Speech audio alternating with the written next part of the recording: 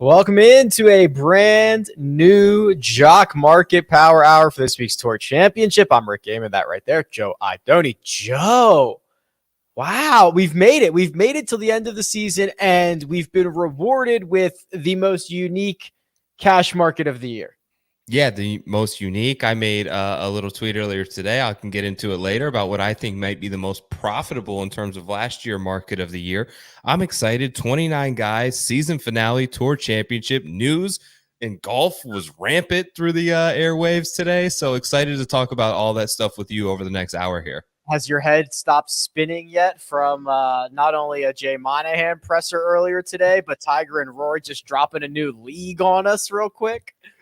It hasn't, man. And I've been trying to just do my best to keep up, but a lot of moving parts. I think for the most part, I'm going to let it marinate for a little bit, but I think all moves for the betterment of the PGA Tour and the fan experience. So I'm excited. Yeah, there's still obviously a lot of details that we don't know, that they don't know, that are going to have to be ironed out, but we'll see. At least it is obviously a response to what Liv has been up to. So we'll see how it all shakes out. And they're doing it quickly because all that stuff is basically effective immediately, which is a lot faster than I thought they could have ever have moved.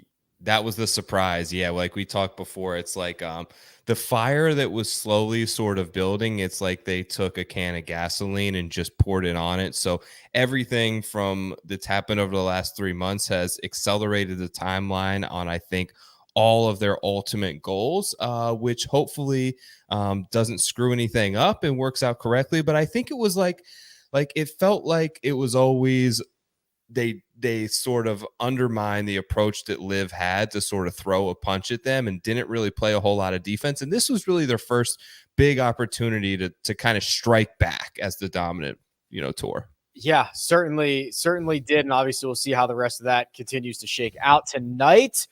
We're focused on the Tour Championship, and we are playing Stock Market DF as we are playing on Jock Market. If you haven't deposited yet, the code you're looking for there is POWER. There's a link in the description. You can get your $100 deposit match there. But Joe, I mentioned it already. Very unique market that we have for tonight. The staggered start that you get on the PGA Tour, where Scotty Scheffler starts at 10 under, and then Patrick Cantlay starts at 8 under, and Xander now is going to start at 6 under. That doesn't really matter as much here in the Jock Market, does it? No, absolutely not. It's really a 72-hole stroke play tournament from scratch, with the only caveat there, Rick, being that the winner ultimately of the Tour Championship, which is the with strokes format, will be awarded the 5 additional points. Which didn't really factor in last year because Cantlay was still, with those 5 extra points, able to edge out Jon Rahm and I believe Kevin Na for that top spot. But that said, say Rahm shoots 20 under this week, and Scotty Scheffler shoots 14 under par.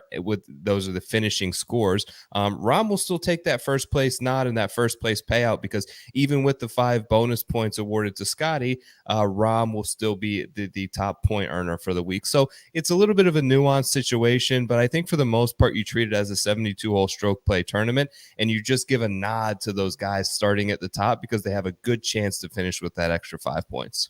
I like this for the Jock Market. There is, for other fantasy formats and even for some of the betting markets, I don't mind the starting strokes as much. But realistically, if you're making an outright wager using the starting strokes, there's really only a handful of guys that can actually win this golf tournament. And one of my favorite things about the Jock Market, which I say every single week, is that everyone in the field is live. Like you can make money off of all of these guys. So it's only fair and only true to the format that all 29 of these guys are going to be super live, because we're playing 72-hole stroke play. Everybody starts at 0.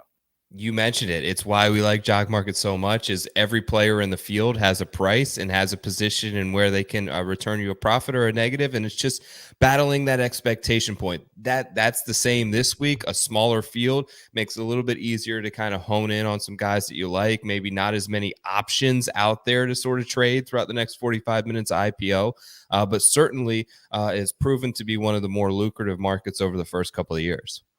Yeah, I'll look back at last year's here in just a second, but let's talk about the payouts, because a field that originally started as 30, Will Zalatoris, who WDs, technically, I suppose, still available in the jock market. So that 30th spot is going to end up being Will Zalatoris. He's going to pay out $1, but everybody above that, the minimum is now $1.13. How is this payout structure and the curve of this going to impact this week's format?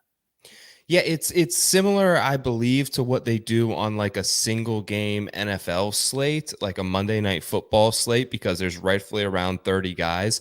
Yeah, the top 7 guys in this week's contest are going to pay out $10 to $25. So those are your double digit price points there. Number 7 being at 10, 25 down to 20, 16, 14. So we miss a couple of price points in there, but given that we don't have 156 guys in this field to really get shares of, I think narrowing it down to 30, there are still some attractive payouts for those top 7 guys, which is basically 25% of the field. I know you've been diving into recent years here for Jock Market, and what I'm showing right now is the 2021 Tour Championship. All of this data available for free, RickRunGood.com. Joe, what have you learned kind of going back and diving through some of these older contests? Yeah, well, it was tough, right? Because 2020 was the first one, but Jock Market was so new at that point that I really didn't glean a whole lot of information from it, because the game was played totally different. Now, last year's market, even if you look at where the IPOs were relatively down versus what I think the expectation is going into tonight. Patrick Cantlay, started in that second spot last year and finished at started in the top spot and finished at $7.06 IPO. If you kind of total up, in the way that a lot of people kind of look at these markets, or whether they're running on a positive or negative, the majority of markets run at a negative, and they should, Rick. I think this is a good point that we need to make out there. They can't leave these markets where you can just buy every single player and it runs at a positive for every single week, because then there's no strategy involved. There's no reason for the app. It's just get as many shares as possible. This one uniquely last year, I think, ran at one of the more positive figures that we saw all year. If you had one share of every single player in the field, you made $18.29 per those 30 shares, 281% ROI. If you just, and I even dove a little further, if you took with the starting strokes and you just bid on those top 10 guys based on where they started the tournament, you made almost 250% ROI just taking those top 10 guys. So I think sticking at the top of the board, I do feel like we'll see that reflected a little bit in the strategy this week. But 605 shares, it's a record amount of shares for any golf contest. I don't know how that is in terms of football, but it's a lot. So there's definitely a lot of options in a market that I'm extremely excited about. Yeah, 605 shares available that's per player, right? Yes, per player. Per player for 29, or I guess technically 30 players, but I can't imagine anybody's bidding up Will Zalatoris. Okay, yeah, which it's fascinating when you kind of lift up the hood a little bit and start breaking into these contests and how they're set up and how they're supposed to run versus how they actually run. But this seems to be a point. And Joe, are we gonna see it from you that are you going to be more heavily invested in this market? Not I know you have to do it live on the show, so it's a lot harder than the normal, just like someone sitting at home getting their bids in. But are you going to try to take advantage of this? Yeah, it's a little tough to do both, I will say. But yes, I am looking forward to it. Now, I have expectations of where I think the pricing will fall. Should that exceed it? Should a lot of people be thinking like I'm thinking? I may play my normal, but if things are shaping up kind of like last year, I am going to be a little bit more aggressive tonight, given that I think anytime that I think in Jock Market that you don't have a full field event, I do feel like as a player, it gives you an increased opportunity because less players in the field. We even saw it at St. Jude when the trimmed down to 130 and then when it trimmed down to 70. These are the markets that tend to be the best in terms of profitability if you can make the right moves there. Let's play a little bullish or bearish. This is our opportunity to focus on 4 golfers and take a stance on them in one direction or another. Joe, I've got a couple of guys in mind, but where do you want to head tonight for our first bullish or bearish golfer? Let's talk about Rory. Okay, let's talk about Rory. Rory McIlroy's fair value, $7.34. That's asking him to finish, let's see, about 10th or better. You talked about that. That 750 mark is 10th or better. So that's what we've got for Rory this week. And again, this is without starting strokes. Everybody starts at 0. I like him. I'm bullish on it. I actually think, let me pull that back up. So 750 would actually only be asking. Yes, you're right. I'm sorry. 10th or better. I'm still bullish on that price point. I'm bullish on Rory's chances this week. He loves East Lake. I had him second in terms of strokes gained total at East Lake. Led the PGA Tour in scoring average this year. Had by all means a phenomenal year where he actually putted one of his best putting years of recent. The ball strike, he just didn't get the wins that I think we expected, and some letdowns in some of the bigger tournaments on Sundays kind of killed it. But by all stretches, he's had a fantastic year. I'm bullish on his chances at East Lake. I do think that he's in a position where you mentioned there's not a whole lot of guys that you want to give up 5 strokes to start a tournament. He's one of those guys I can trust can make it up in the first couple of days. And when he finds himself into contention at a course like East Lake, we've seen what he does before. I believe he's the only player since they started this format with the FedEx Cup who's not started in the pole position and ended up winning. Yeah, he won it from 5 under in 2019. He's 4 under, I believe, this week going in. And hard to argue with the ROI, hard to argue with the returns. 40% ROI over the course of his last 10 starts. And yeah, I mean, I think this is a good opportunity, Joe, as I take a bullish stance on him as well, to remember, like, the incentives that we want these golfers to have don't necessarily align with their incentives on the golf course. Scotty Scheffler, as much as if you're buying shares of Scotty tonight, you're going to want him to go nuts, and you are going to want him to shoot, 15 under par, just gross as opposed to net. Rory and a lot of these guys have enough firepower and are in a position where they are just going to likely be foot on the pedal. So this is kind of the rare opportunity to get some of these guys as they try to fly up the leaderboard. Yeah, absolutely. This is the time now, especially on a guy like Rory. I do think this makes an interesting tournament to play live, because really you start from the jump with the opportunity to potentially catch that winner, and you just have more holes to play with. Instead of 54 holes left after the first day, you basically can consider the first day already completed, and there's a full 72 holes left. That's kind of how I'm looking at it. Is like a 5-round tournament, and this is where things ended up after day 1. So you just have more holes, which gives you more time, which gives you more opportunity to move either up or potentially down that leaderboard. Next up would be Matt Fitzpatrick. And I have bet Matt Fitzpatrick in the non-starting strokes market. Okay. That's what I like him in. I think this is a guy who, when you get on more difficult golf courses, shooting a couple under par every single round, that's going to move you a long way. And we've seen that East Lake tends to skew on the more difficult side of things over the last handful of years. It's a little wet this year, so we'll see. But that rough is kind of unpredictable. And Fitzpatrick's he's just a complete game kind of guy. So I'm going out there. I'm looking for like 3 under every single day, and that'll make me plenty of money in the jock market. Absolutely. Yeah, I like that take. You're right. Difficult golf course. Love the way he's played. Obviously, a good track record winning the U.S. Open this year. Kind of, it's for another show, but the fact that he's starting at position 11 after winning a U.S. Open and having a fantastic year with a lot of good finishes is one thing. But it is a lot of ground to make up. I think that like, if you look at a lot of these guys last year, Rick, who kind of went in this sort of $6 range, not a lot of them were able to turn a profit. It seemed to be you go for the guys at the top, and this is the one range, I think, in spots like 11 to 15 last year that did show a big loss in terms of ROI. Right in sort of the middle, I think a lot of people saw that opportunity, but it just didn't pan out that way last year. Not to say that's necessarily indicative of what's going to happen this season when you have guys like Matt Fitzpatrick and Justin Thomas sort of starting in this position, which are unique players with major championships and pedigree to go along with it. I'll just, for the sake of this sort of segment here, I'll go bearish on Fitz. Yeah, that's fine. We can certainly disagree. So we've got Rory and Matt Fitzpatrick in the books. Where do you want to go next?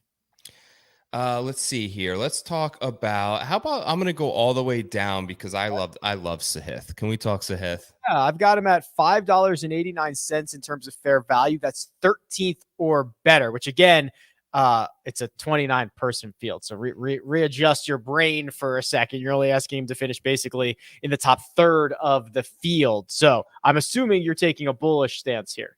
Yeah, I love him. Top 15 in the first two FedEx Cup events. I believe one of only 4 players to do so.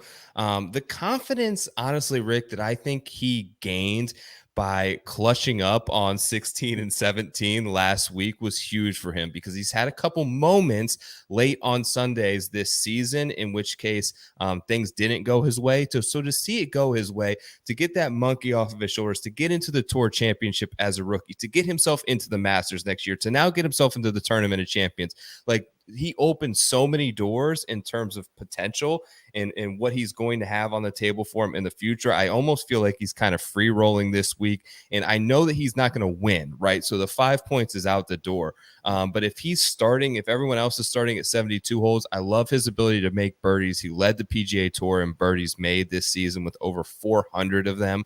The guy just goes out there and tries to shoot the best he can. Could it go wrong? Yes, but I think given where the field is, that the opportunity for it to go right and him to sort of keep the train rolling makes me be bullish. Yeah, I tend to agree with you, but I'll play devil's advocate here, Okay. and I'll offer the alternative, which is he lost like 4.5 or 5.5 strokes off the tee last week. If he is not able to find fairways, he is going to make his life very, very difficult. We've seen. I've got a couple pictures, couple videos from Eastlake. It is very inconsistent when you get in the rough. I've seen balls land right next to one another. One goes down 4 inches, the other one sits right on top, and it's kind of hard to determine what's a flyer and what's not a flyer. So if he is not able to keep his ball in the short grass, which is not easy, so they're tough fairways to hit. To echo your point, like it could go sideways quickly. Right. If things are going well, they'll go very well. If things are going poorly, they'll go very poorly. So if that's the type of stock you're looking for, right? If that's the type of stock you're looking to build into your portfolio, he's going to be available to you. Yep. Totally. All right. Last one. Cam Young, who I have at $6.77 for fair value. It's 11 or better, 11.5. Why have I not heard more about Cam Young this week? Right. Like, am I making that up or am I just what's happening? It's been very quiet, especially given that the previous couple of weeks it was not so quiet. I think it really depends on it. Like if you mentioned the importance of off the tee game and driving it long and straight, which we know distance is important here, but if that rough has gone up, and furthermore, if this place ends up getting wet and they end up playing preferred lies, obviously another big advantage to being in the fairway, to which he is great at. It's just a big ask for me. I think in the Tour Championship, I do think that the fair value okay, so they have the fair values between Sahith and Cam Young relatively close. I think there's a big gap there that we'll see by the end of IPO of a couple dollars, in which case I lean Sahith. If they're closer together, I would probably go Cam Young because I think he's a little bit better of a player. Both fantastic rookies, both kind of free rolling, both no pressure. Like you can't think about the money in this circumstance. You just got to go out and play, I think, for these type of guys, as hard as that may be when 4 million is going to fourth. Yeah, a lot to play for. I'll say bearish just in this instance on Cam Young. What about you? Yeah, I'll take the bullish side. I mean, we've seen Cam Young participate in 24 cash markets. So the last 24 markets for everybody in this field, Cam Young, number one in average ROI. Worth noting, not a single win in sight there for Cam Young. A lot of runner-up finishes, a couple of thirds. If you want to go even more recent, last 10, second to Scott Stallings in average ROI. And on a week where it seems like the sentiment is not as strong as I can remember in recent weeks. And I agree. I don't think this is like one of the better spots on tour for him, but I didn't think that about Harbor Town. Finished second there. I mean, he has kind of made a habit of playing really, really well at a lot of different golf courses. I'm going to give him the benefit of the doubt. I'll take the bullish side on him. Yeah, especially with these guys, and given the changes that we heard about today on the PGA Tour, if we could buy stock in these two guys that we just spoke about for next season, I'd be very bullish on both of them. So they're going to be awesome. All right, that concludes our bullish or bearish segment. Now, if you're looking to get involved, the code you're looking for there, POWER, there's a link in the description. You can get your $100 deposit match. And I can finally, for the first time, unveil the big board, which Joe has Xander Schauffele at the top, tied with Rory McIlroy. They're both $8 a share right now. Let's talk Xander. Xander got nipped by Patrick Cantlay last week, but a T3 at the BMW Championship. Obviously, a couple of wins back-to-back earlier this year, and we know he loves some East Lake. So is there any chance Xander's the most expensive golfer tonight, or is that just going to end up being Rory at some point? I actually think it's probably going to be Scotty Scheffler just because of the starting bonus thing. And just given that he's plus 250 to win this thing, like the books are obviously telling us he's a big favorite. That 5 points is massive. Xander, though, I think you put it right up there at number 2 in my mind. I even got him over Cantlay. Fantastic at East Lake. You mentioned the track record. You mentioned the full skill set that seems to line up with this place ideally. Number 1 in strokes gained at East Lake over the course of his career. Been fantastic, in good form. Love him this week. I just think that the most likely scenario is a great player who's had a world-class season and is number 1 in the world is probably going to win. I think that's probably what happens, but Xander would be second on my list. 9th or better. That's what he'd have to finish at that $8 IPO. And again, remember, that is without using the starting stroke. So 72 holes, no cut. Everybody starts at 0. Add them up, see who is in the lead after 72 holes. That's how we're playing it here. Xander and Rory McIlroy at $8 a share. John Rahm, $6.88. Got a real bad pre-rank. Actually, I'll tell you what, there's some really bad pre-ranks here. John Rahm, 13th, horrible. Xander Schauffele, 12th, horrible. I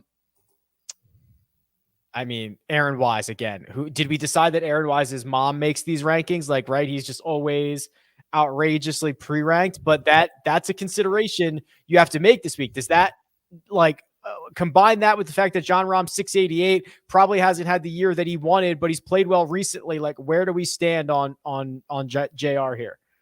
Love him. I thought that he really turned the corner last week. Been doing so, I think, in recent weeks. We've been seeing everything kind of make a little bit of an uptick. You see there on the graphs, although he's been a loser over the last 10 markets, we're starting to see things back trending up for him. I think this is a good spot to buy in on him. We mentioned that he shot the low score here last year. Like John Rahm, a lot just kind of depends for me on where that price point gets. The pre-rank is an important note. Breaks all ties. So him being at 13th is certainly sort of a disservice to him when you've got Tom Hoagie 2 spots away. Like that's obviously a little bit of a mistake, and you have to factor that in. If you're looking to, I try not to bring it up too much in just a 29-man field here, but if you're trying to break ties between two guys, it's an easy sort of default.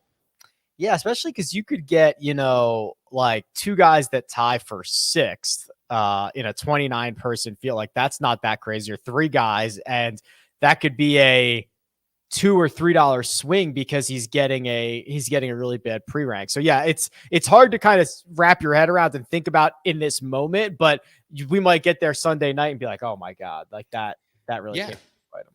There's an importance to it. Like even last year, Rahm and Kevin Na tied for the best score. Now, obviously, Patrick Cantlay got that $25 payout, but the difference between $20 a share and $16 a share is 20%. So a big difference there if you have 2 guys who tie, and the pre-rank is what ultimately broke it between Na and Rahm last year. All right, Patrick Cantlay, 555. I think this is, and I've kind of said that a lot this week, just with the format. I think objectively, Patrick Cantlay is the type of guy you want to be investing in. He's only 2 shots off the lead, so clearly he has a chance to get the 5-point bonus. He's playing well, obviously, coming off the BMW Championship win, and he's trying to defend his FedEx Cup. Also, Okay, the Will Zalatoris, we didn't really mention it. So Zalatoris being out means that there's also now a 2-shot gap between Cantlay and Xander. So like there's kind of a couple tiers here where it just adds more protection to Scotty at the top, adds more protection to Cantlay. Like I'd probably be a big buyer on Cantlay this week. You're right. Both of them are further protected. I wasn't quite sure how they were going to handle it given the withdrawal was early, if they were going to bump everyone up a slot in terms of starting position. And when Will Z moved out, the tour decided not to do that, which I think was probably the right decision. Things could get convoluted with a late withdrawal there, and they could open up a whole can of worms. But to your point, I do think it further solidifies their advantage of another player sort of out of the mix, and you keep a further gap between you and the next best player on the board. Helps Cantlay. We know that he just he backpacks form and just carries it when he's got it going. And when you see that confidence, like we saw out of him on Sunday, he's a killer down the stretch. He makes putts. He knows how to close the door on a tournament. I feel pretty good about him given that he was able to do it here last year. Yeah, he's pretty streaky, right? And I think that's when he's in a little bit of a slump, it can last 3 or 4 weeks, and when he's red hot, it can last 3 or 4 or 5 weeks, and you can rack him up. Scotty Scheffler 444. Now he's in the pole position to capture that extra 5 points, and we could argue whether that's good or bad and what type of style of golf he's going to have to play to make sure that he wins the FedEx Cup. But you said just a couple of minutes ago you think he might be the most expensive golfer tonight. Yeah, I do. I think that the bonus is huge. I think where he's starting is huge, and what he did this year was by no means a fluke. Made a run last week in terms of his finish position at the BMW. So that was good to see him kind of putt a little bit better, because that putter has really sort of been letting him down lately. Good to see that. He's got experience on the bag with Ted Scott. It made all the difference for him this year. The form incoming is not like where it was at the Masters, but it's also not bad either. The starting strokes is a big advantage. I think that he's the heavy favorite to bring home the Tour Championship on Sunday, and if he does, he's got that cushion like you mentioned with Cantlay, and then a spot missing, and then Xander. So he's got a nice little cushion where he should likely, I think the most likely scenario is he ends up taking home $25 a share. This IPO is going to close just a bit before 9 p.m. So we got about 15, 16, 17 minutes until that happens. And let me flip this around and look at the top 10 golfers. We've been talking a lot about pre-rank. Cam Smith, the number one pre-ranked golfer, he will break all ties. I can refresh this, but as of my last refresh, he was still at $1 per share. I don't know if people don't want to play him because of the live cloud hanging over his head or what, but listen, like, and we didn't see him last week. Okay, he's still $1 per share. That's wild. Like Cam Smith should be in the mix for the most expensive golfers tonight. Yes, I agree. I think we get a discounted Cam Smith tonight because of the withdrawal last week, which I think was just to protect this week. In all honesty, I don't think it's that big of a problem. I'm not concerned about it. He makes birdies at a ridiculous rate. I think PGA Tour tweeted, I wish I had the numbers in front of me, but it was something like 39% of the time he hits the green, he birdies the hole, which is mind-boggling to think about if you actually go out and play golf. But the guy's unbelievable. We know the putter strength. I worry that this is a narrow, hard, rough. If you're a little loose off the tee, it's not great for you. But he's been so fantastic. Like if it wasn't for the year that Scotty Scheffler's having, I still do think you wouldn't win, but there's an argument that you could be made for Cam Smith for player of the year when anytime you stack of players in an open championship, 2 of the top 5 tournaments within a year, nobody's done that in a long time, plus another win, second at the Masters. He's been awesome. So if we get him at a discounted rate tonight where he starts, we know that he can go low when other guys don't. I have no problem getting shares of Cam Smith. You know, we've got a couple of horses here in Justin Thomas and Colin Morikawa and Victor Hovland and I don't know, even Jordan Spieth, where the fact that there's no starting strokes involved in this make these guys a lot more interesting when you start thinking about the firepower that they have available to them. So is there kind of like a big dog who's going to start further down the leaderboard, which we don't super care about? We care about it a little bit, but we don't super care about it tonight. Is there a horse starting further down the board that you're more interested in? I like Justin Thomas. Really good at Eastlake over his career. The around the green game has been solid. He was losing with the putter substantially, although he was making a lot of that up with his pitching and chipping. Sand saves, he's great at. Veteran caddy on the bag. Seems like his strengths in terms of driving distance should favor him here at a place like Eastlake. He's played well here in the past, although he's never sort of, gotten all the way through the finish line. I like just his upside. And I think that, if you get a little bit of a discount based, if we're talking 72 old net score, if he goes in the mid $7 range tonight, I'll be very happy to have some Justin Thomas.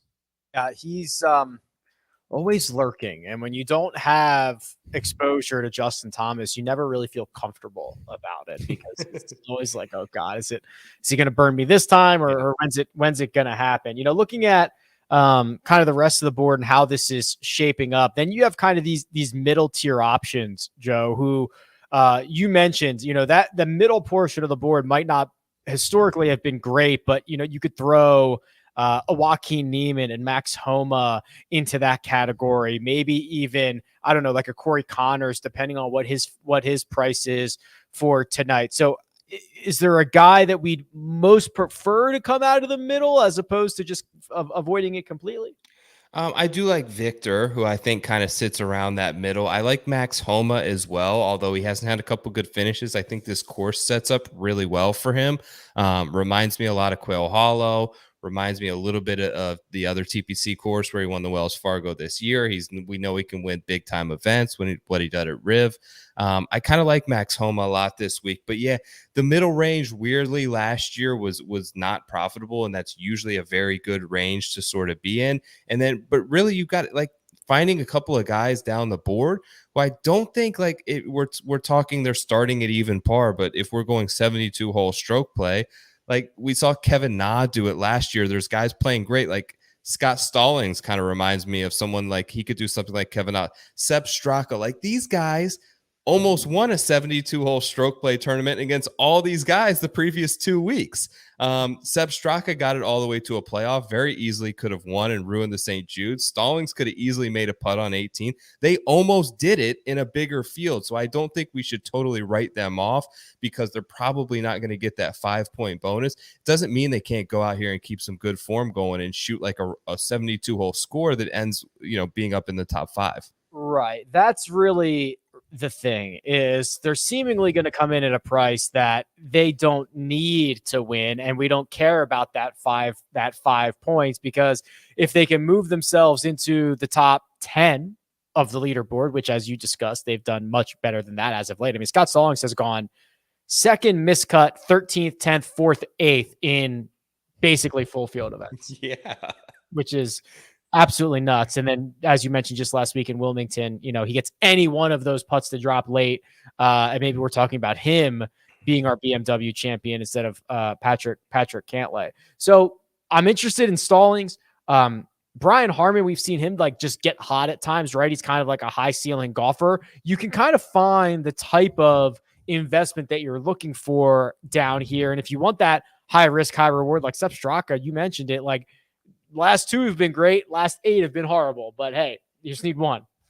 Yeah, he's got a definite liking for Bermuda grass, which we do have this week. So once we got him back on Bermuda, he seemed to start playing a little better. JT Poston's not playing badly either. Top 20 at the St. Jude, 21st at the Wyndham, obviously won the John Deere 5 or 6 events ago. So these are, he's familiar with sort of Georgia and Carolina golf. These type of players, I definitely could see myself getting some shares. Like right now, Poston's $1.15 per share, and we're 9 minutes away from IPO close. There's so many shares available. I really do think you can get some attractive prices on some of these lower guys if you can get one to pop. Yeah, speaking of only like 9 minutes being left in this market, Aaron Wise, Hideki Matsuyama, and Max Homa have 0 bids on them, right? They're all still sitting at $1 a share. So let's just focus on these 3. Wise, Hideki. Actually, we already talked about Homa. So how about Wise and Hideki? Like you can only have one of them. Clearly, Hideki is the class player who is infinitely better But Aaron Wise has been fine as of late. He racks up a better pre-rank, and Hideki comes with a lot of question marks these days. A lot of question marks. I think I would still lean Hideki, given those two players. I tend to always give the nod to just the guy who I think is significantly better than the other. Hideki's a world-class player. I think that if there's like he's gearing up for this, right? I think that all of this stuff with the injury was to protect him. And you know, it's okay if you withdraw from the 3M Open or you withdraw from the Rocket Mortgage. He's not withdrawn this week. This is the PGA Tour's like live champ, like this is their premium events where they can make a ton of money. He's there for that with one reason in mind, and I think that he's not. Where is he starting at? He's starting at T15 basically. So I don't think he's totally out of it, but do I think that he can shoot a pretty good score right now? Being $1 a share would basically, it doesn't mean there's no bids on him. It just means there's not 605 bids on him for a share. So there may be 604. So when you see one more, we're going to see that price start to go up, and we will. Still doesn't mean that we get anywhere near the sort of $6.90 fair value projection that he has tonight. So I want to, we've got a couple of minutes here to kind of mess around. And what I realized we didn't get a chance to do is go and look at last week. So we looked at last year, but we didn't look at last week. And here's that Scott Stallings performance going from $338 to $20 a share. And, you know, Corey Connors, who is in this field, going from 539 to 14. And Adam Scott, who we haven't spent much oxygen on. He to me, I mean, he might be like not the hottest player, but like he was outside the top, 125, got himself in. He was outside the top 70, got himself in. He was outside the top 30, played himself in. Like he has earned each step along the way of getting into the next playoff event. And here we go. He's currently, let's see what he's at right now, $2.59 a share with a handful of minutes to go. He's been awesome. I know that he's starting in the last position, basically in the 25 to 30 spot. I have him on my little chart over here in terms of rankings, ranked 18th in this field out of 30, which may even be a little bit low, to be honest, given the way he's playing right now. He's putting it great. We know the iron play is always there with Adam Scott. He's got familiarity in the Tour Championship. Him sort of getting up and down last week and sneaking in. He's playing for a lot of money this week, and the difference between 24th and 14th is damage. I think that we'll get a good showing out of Adam Scott once again. All right, Joe, get out of here because this market is maturing very, very quickly. So good luck to you. What's going to happen now is Joe is going to go and build his portfolio, and he's going to try to take offers away from you, and you're going to try to do the same. And then after this IPO closes, we will check back in with Joe and see what he finished up with. So we've got a handful of minutes here. By my clock, it's 8:53 p.m. Eastern time. It'll close just before 9 o'clock Eastern time. And it seems like there are now a lot of bids starting to roll in, and this market is taking shape. Rory McIlroy is the man at the top, $9 per share right now. That's asking for Rory to finish 8th or better. Again, no starting strokes in play. That's $9 a share for Rory McIlroy. Scotty Scheffler, $8.49. Now, he does benefit from being the favorite to get the extra 5 points from actually winning the FedEx Cup. That's the only thing in which the starting strokes are going to work their way in to this cash market for tonight, is that the actual guy who lifts up the FedEx Cup on the 18th green at East Lake on Sunday night gets 5 points. The rest of it based on the 72 holes that they play throughout the week. $8.49 a share. That's exactly what he went for at the FedEx St. Jude. Xander Schauffele, the 12th pre-ranked golfer, a little dirty by that pre-rank, $8.26. Patrick Cantlay at $8.25 and John Rahm at $8.06. Those are the only golfers over $8. Tony Finau, Hunky Tony, the only golfer in the $7 range, a tier to his own, $7.37. Plenty of firepower, certainly, to move his way up the board. He's going to have to try to do that because he's going to start 6 shots back. So might be incentivized to go out and see how low he can go. There's the move on Cam Smith, our number one pre-ranked golfer, $6.98.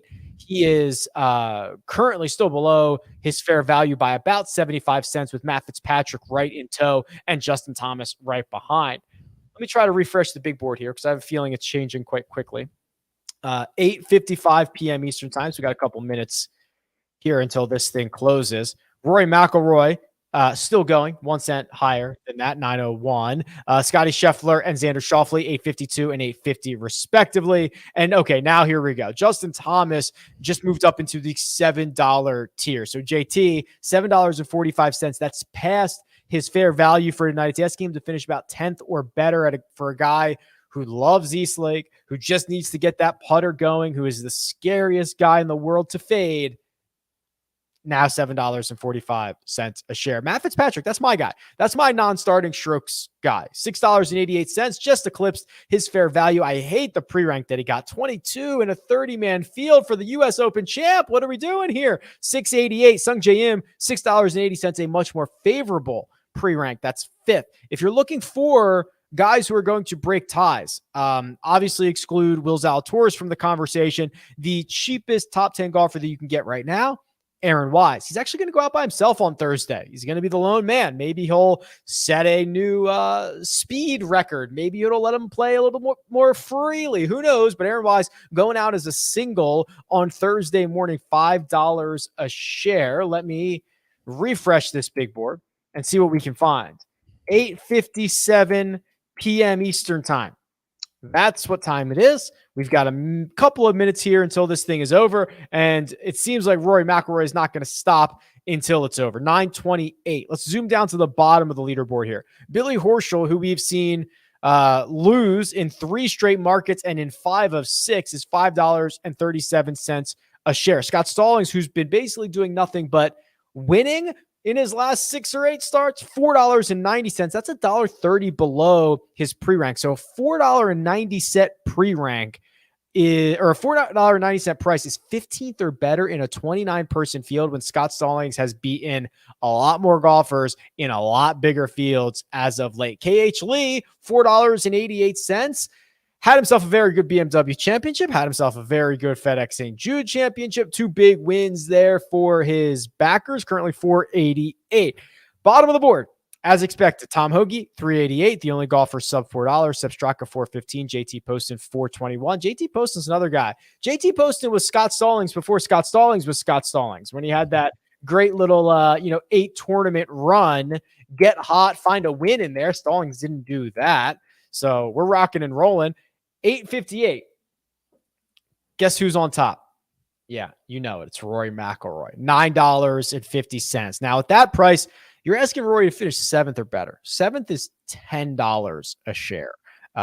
Again, no starting stroke. Scotty Scheffler trying to close the gap. 905. He gets the second pre-rank, which is 1 better than Rory McIlroy. He gets the benefit of being the favorite to get the extra 5 points. So no surprise that Scotty's going to keep it close with Rory McIlroy all night. Xander at 888, Patrick Cantlay 875, John Rahm 866. That's it. That's the big 5. Nobody else above $7.70 at the moment. Justin Thomas is the next most expensive. Haven't talked much about Colin Morikawa. He's going to start at 1 under, I believe, and certainly looks good for the vast majority of last week. And then he found a 10 on the scorecard on Sunday on the back 9. Otherwise, he was in the mix. Turned him into a loser last week, but he was a big-time winner at the FedEx St. Jude Championship, currently sitting at $6.51 a share. It's 8:59. This thing's got to be ending very, very soon, so I'm going to try to get one more refresh in here, but this market's about to close.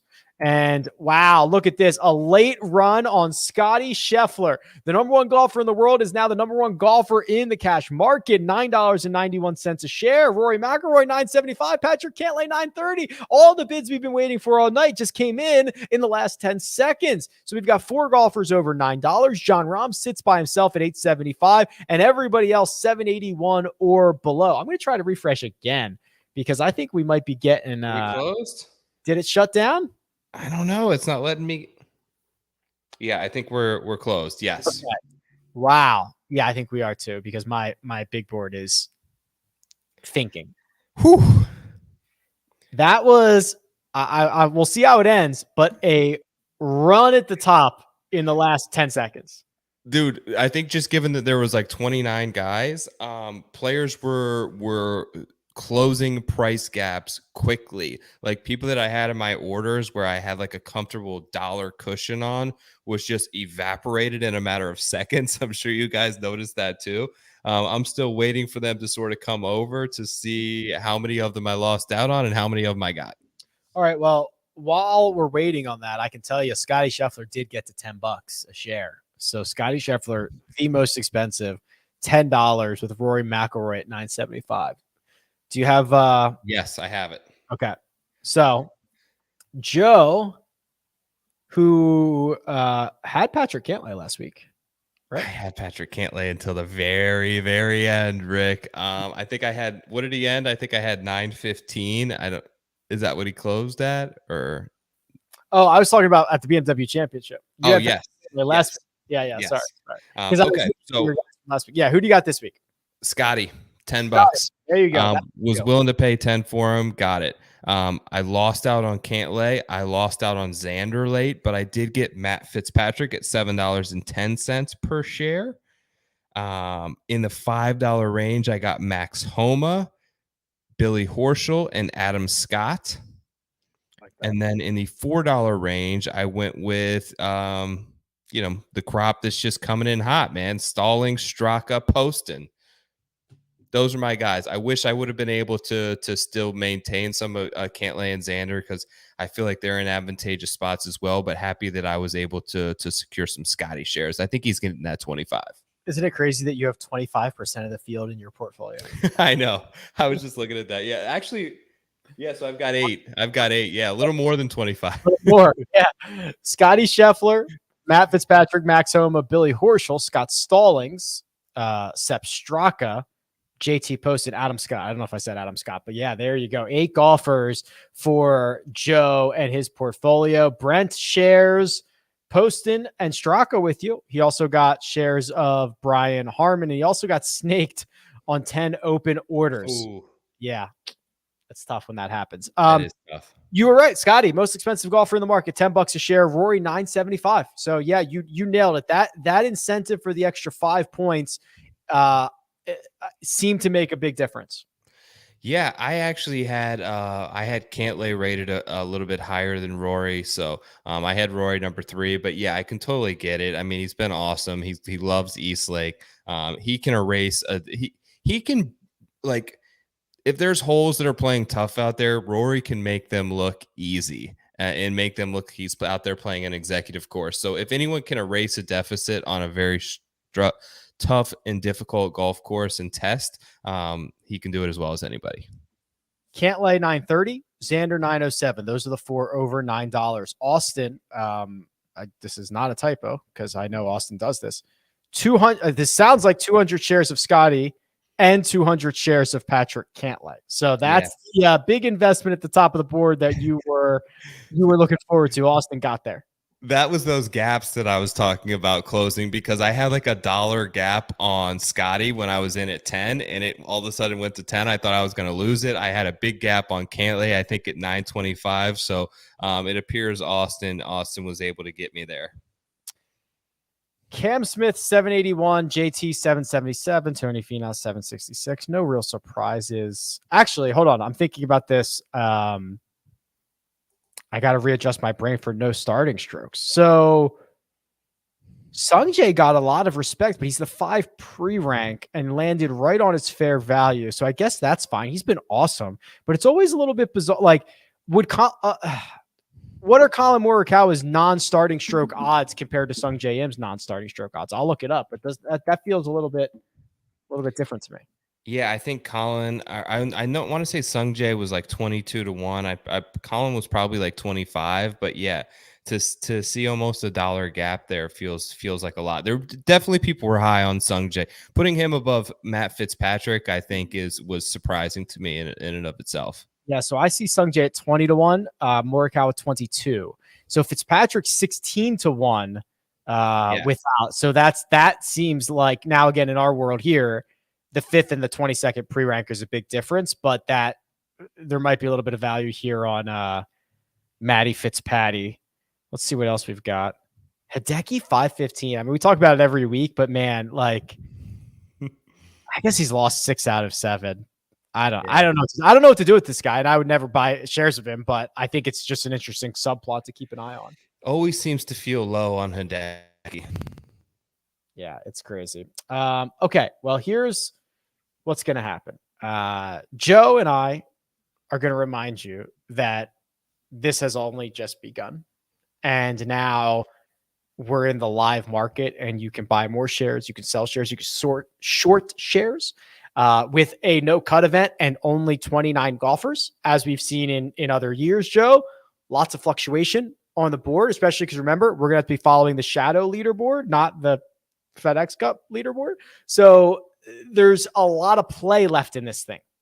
Absolutely. Yeah. If you just are like catching this stream on Twitter or YouTube and you haven't like done Jock Market and you think it looks cool, get in there now. You can use the promo code there. A Power will get you $100 deposit match up to 100% of your first deposit. You can still enter this contest that I just bid in the IPO and Austin just bought 200 shares of, and you can buy those shares off of Austin. If I know anything about him, he's got a sell price like any of us. You can also short players now in the live market. So this thing is going to move with the gap that we don't normally see between finishing third and fourth and fifth. I think it continues to open up more opportunities in terms of short selling, live trading. All that stuff should be extremely exciting this week, Thursday to Sunday. You can play it the entire time, which makes it unique and fun. So please come join us if you haven't yet. While the PGA Tour season is coming to an end, I'm happy to report that we have the shortest off season in all of sports, Joe, Yes. and that we will only be taking 2 weeks before we start the Fortinet Championship. And then we've got, I don't know if there'll be a president. I can't imagine there's a President's Cup Jock Market, but there'll be President's Cup stuff, and we'll be rocking and rolling again before you know it. So this is just a short, tiny little break to rest, recuperate, hone in your Jock Market IPO pricing models, and be ready to rock and roll for Napa. That's right. Honing the models, all the data. Like I spent hours today just pulling stuff and looking up markets all from your website. You can download the data from every single Jock Market conveniently, quickly into a little CSV file from there. It's completely for free. So play around with stuff, dabble in a little NFL preseason while we're at it. And we'll see you in a couple weeks. In January of 2024, what will Tiger Woods' IPO be in arena golf? Oh God, I don't know. How is this? I'm intrigued by this. How exactly it's going to work? Is it the idea all PGA Tour players, or are they going to have like a 3-man team of like maybe me, you, and like we get another guy, and it will just show how much better they are? We'll play against them. I don't know. I'm available. I'll be available January 2024. You and I can fill out a third. Yeah, but we'll make yeah. a team. It'll be fun. All right, Joe, always a pleasure, bud. Congrats on a great season, and we'll kick it off again in 2 weeks. Thanks, guys. See you soon. See ya.